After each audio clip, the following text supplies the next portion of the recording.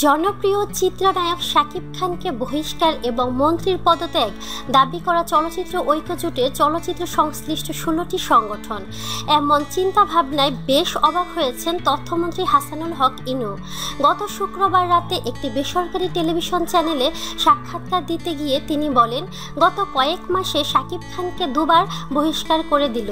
বিষয়টি রহস্যজনক মনে হচ্ছে। যৌথ প্রযোজনার ছবির নির্মাণে মন্ত্রী সচিবের কোনো সংশ্লিষ্টতা নেই দাবি করে তথ্যমন্ত্রী বলেন, যৌথ প্রযোজনার ছবির নির্মাণ থেকে শুরু করে মুক্তি পর্যন্ত সব কিছু সিদ্ধান্ত নেয় এফডিসি প্রিভিউ কমিটি।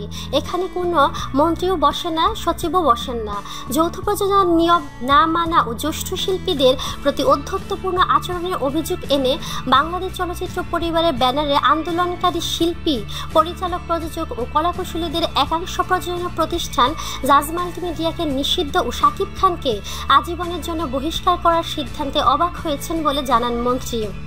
বর্তমান সরকার ক্ষমতায় এসে এফডিসিকে নতুন করে প্রাণের সঞ্চার করেছে উল্লেখ করে তথ্যমন্ত্রী বলেন, মাননীয় প্রধানমন্ত্রী শেখ হাসিনা ক্ষমতায় আসার পর অন্ধকার পুরো বাড়ি এফডিসি চত্বরকে পুনরুজ্জীবিত করেছি আমি। এখানে কোটি টাকার আধুনিক ডিজিটাল যন্ত্রপাতি, ক্যামেরা সবই এনে দিয়েছি। এখন এফডিসিতে রমরমা অবস্থা, প্রতিদিন শুটিং হচ্ছে। শেখ হাসিনা চলচ্চিত্রকে শিল্প ঘোষণা করেছেন। তো প্রিয় বন্ধুরা, আপনাদের কি মতামত তা কমেন্টের মাধ্যমে আমাদেরকে জানিয়ে দিন।